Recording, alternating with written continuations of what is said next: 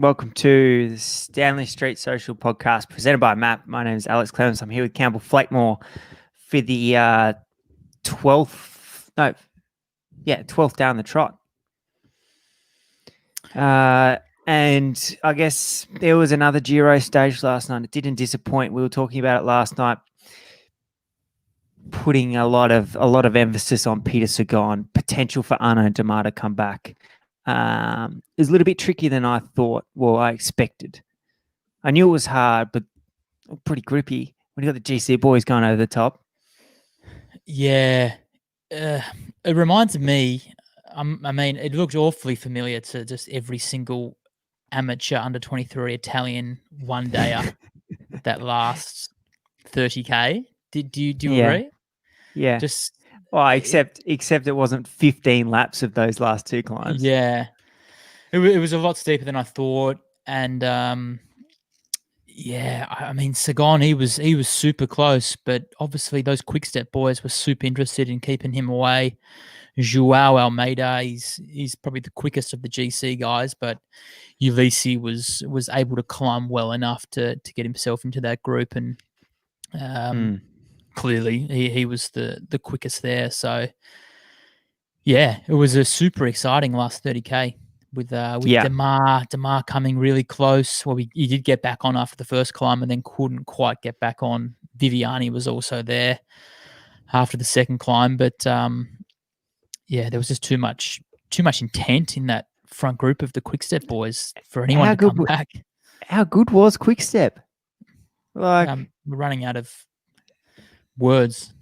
To praise these boys, because especially James Knox, he was super. Straight after the top of that climb, he was bang. He was on the front. Masnada as well, and then they kept Honoré for the final K to lead out Joao, who wasn't quite quick enough. But I mean, four guys in that group, absolutely incredible.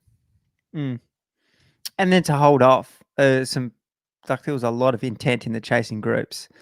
It wasn't just their presence, but also their performance on the road after that.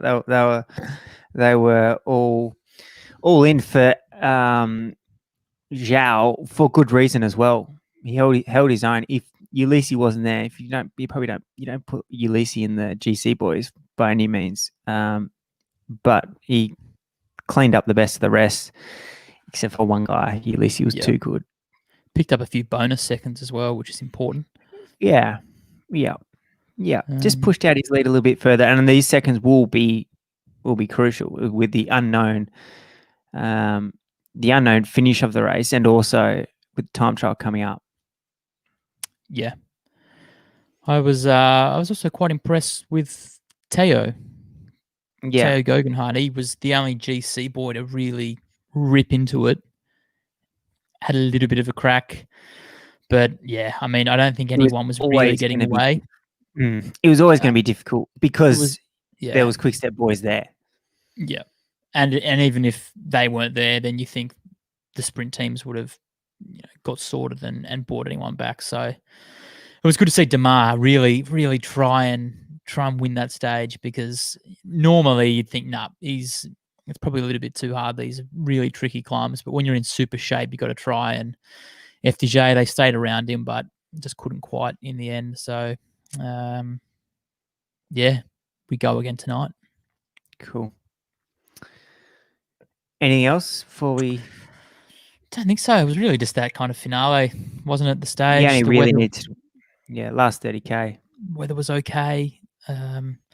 One thing I did want to note was that Thomas de Gent was just working super hard for Peter Sagan. Yeah. It didn't make any sense at all. Like, what was he? He had nothing to gain. What, he thought he was going to ride off the front of the front group? I think what it is it's just making friends. It's always nice to have friends in a bike race, because you never know the next time you're in a position you might need to call upon a little favour.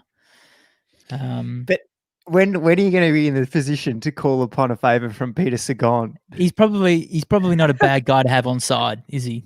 Let's be fair. I guess when he's running through the bunch, just boxing on with people, he might just give you a little bit more space. Yeah, I think I didn't mind it. There was nothing there for De Gent to do. May as well try and help Sagan get on his good side. Maybe get a little bit of a pay cut out of it too. You never know. A couple of €1,000 on the side. Do you reckon that goes on? If anyone's got the facilities to do it, it's probably Peter Sagan. His €6 million contract. So much money. Yeah. Onto the TT. I guess so. Yeah. Long one. We made it. First of all, we're here. The race is still going. Yeah. I mean, when I say long one, it's not really a long one. It's 34K. But for Grand Tours, it seems like, I know there was kind of a longish one in the Tour, similar distance, but it just feels like we don't really get many long TTs anymore in Grand Tours. You know, like the Lance Armstrong 50K, 60K TTs. Brad Wiggins, when he won the Tour, there was 250 pluses. So 34 seems like quite a sizable distance now. But I think in terms of the stage win itself, Ganna is probably the out and out hot favorite. Yeah, it's him v Dennis. But you think it's a lot more Ganna than Dennis? I think Campenaerts will be good as well. Victor, world hour record holder. Let's not forget. Yep. And the other little thing, bit worried about Garner is it's his first Grand Tour, so it's a TT after best part of 2 weeks. A little bit different to a 1-day TT or a TT on the first day. So it'll be interesting to see how he's going. But the way he looks, and he's won a road stage, so I think he's probably going to cope okay. But just something to note. Yep. In terms of the GC battle, there's no one there, is there, that stands out that they're just going to rip shreds off the rest of the GC boys, really? Yeah. Imagine if Geraint was there. If Geraint was sitting in 4th, you'd be like, oh, yeah, here we go, strap in. Yeah. I'm just looking down the list, and it's probably Kelderman. Yeah. And, I mean, let's not forget, Joao Almeida was second on the first day. So I think it's very likely that he's going to extend his pink jersey, keep it as a minimum. And I also think Pello Bilbao is a national champion of Spain in the past in the TT. So even though he doesn't look like a TT at all, he can do a good one.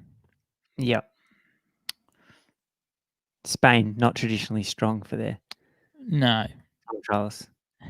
Traditionally. Pozzovivo just hanging on for dear life. Just strapping into that BMC going, to get me to the finish. Just quickly on Pello, he put 36 seconds into Luis Leon Sanchez in the national championships this year. So on a tricky course though, 42k an hour average. So it was a tricky TT. You think this one will be high 40s looking at the parkour. But yeah, Pozzovivo. Oh dear, what's par for him? A minute 30 to like Kelderman and Joao. Yeah, to like the top GC guys. Yeah, I think he'd take it. I think he'd take a minute 30. If you could just put the contract on the table, sign here, Domenico, your name will get you a minute 30 off the pace right now. Yeah, he'd put his name to it. There's a tricky little climb in here early in the piece, 1K at 12%. It's tricky. That could zap the legs. It's important to pace that. But then it's pretty much. Do you reckon Pozzovivo is just going to go absolutely wild on the climb, going, "This is all I got, boys. This is all I've got." I don't think so.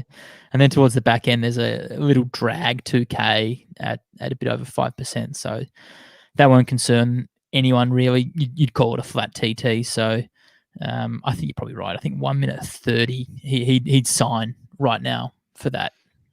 Yeah. Yep. Was he going for the GC at all in last year's Giro? That's a question. Domenico. Yeah. Not too sure. What am I going to tell you? You're trying to get some. Just he lost 3.5 minutes in last year's Giro TT. Yeah, I don't know whether he's on the general. It's important to know because if he's not on the general, of course, that doesn't mean anything. Same distance, but a much bigger climb. Give me 1 sec. Just talk amongst yourselves for a second. What are you looking up? Just want to see if he's on the general. You should be able to see on Pro Cycling Stats next to the stage. It'll have like a little GC position as well.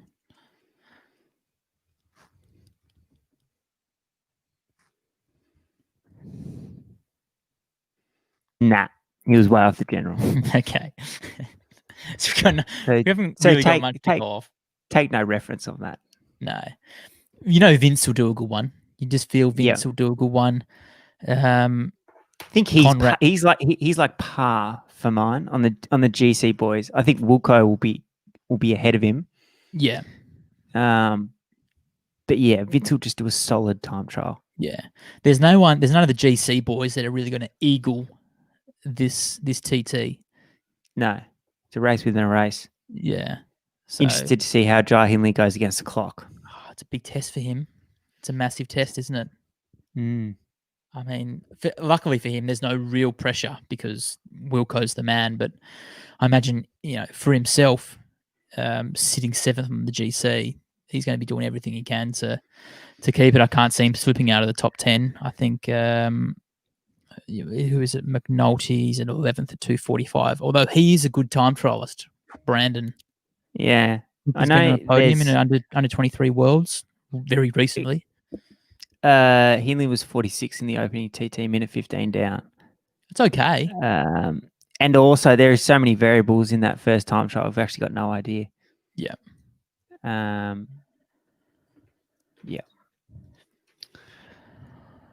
Cool. Are you going to steer anywhere away from Ghana for the punt for the overall? I don't think so. I think it would be unwise. No, it would be very unwise. He must be paying awfully short odds. Yeah. But I think Campanarts and Dennis will be able to put up a fight. But given the last month of time trials, it has to be Ghana.